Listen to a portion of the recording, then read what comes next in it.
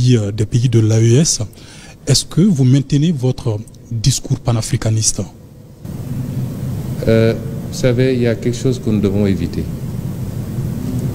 C'est de mettre les émotions au devant de tout. Les questions qu'on gère sont des questions extrêmement sérieuses.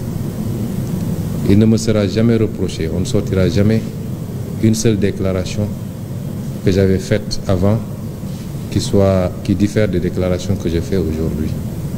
Notre position a été très claire depuis le début. Quand nous avions commencé à prendre position sur ces questions, il n'y avait pas encore l'AES d'ailleurs. Il y avait ce qui se passait dans chacun des pays, aujourd'hui considérés comme étant membres de l'AES. Quand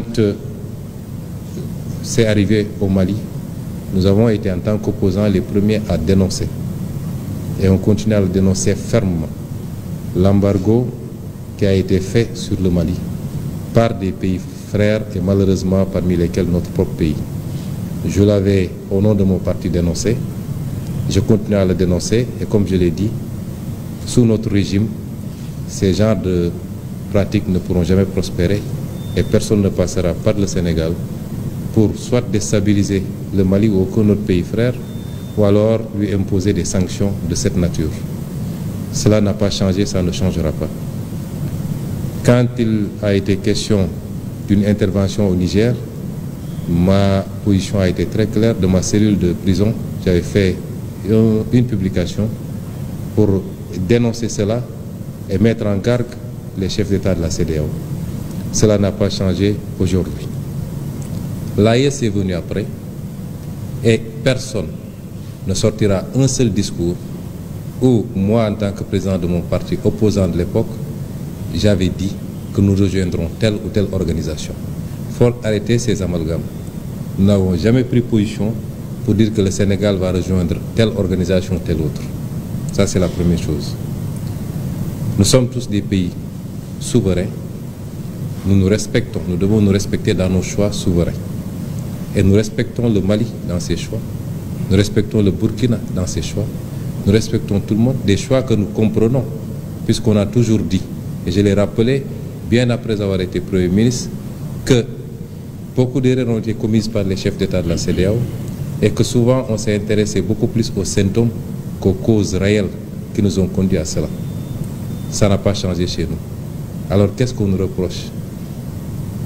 D'avoir ou d'être en train de travailler pour continuer à réunir la famille. Depuis quand on peut reprocher à un panafricaniste de faire tout pour qu'on reste dans des cadres solides plutôt que de nous diviser? C'est ça là qu'on nous reproche. Et donc ça veut dire qu'on a changé. Et je l'ai dit, quel que soit l'aboutissement ou le choix qui a été fait, cela ne changera absolument rien dans nos relations avec chacun des pays et les cadres qui seront mis en place. Au contraire, ça pourrait même les renforcer. Il faut que nous mettions les émotions de côté et que nous travaillions sur la base de préoccupations concrètes. Si on se dit panafricaniste, tout panafricaniste doit avoir comme seul et unique objectif de réunir les Africains au-delà de nos divergences. Je l'ai dit tout à l'heure avec le Premier ministre, les Européens se sont fait des guerres mondiales qui ont coûté des millions de vies et ils se sont retrouvés après.